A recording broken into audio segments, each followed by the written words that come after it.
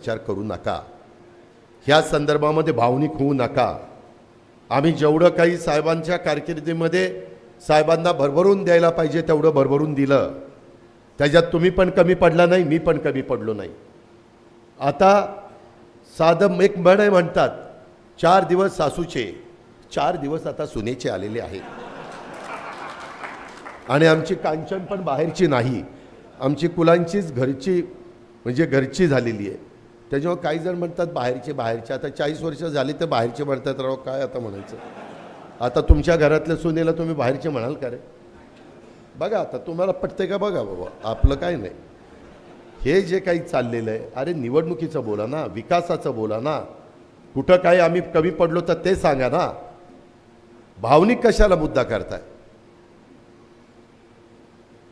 आज सगळे तुमच्या घरात पण एखादी व्यक्ती वयस्कर झाल्यावर पोराच्या हातात देते ना धंदा, का नाही देत?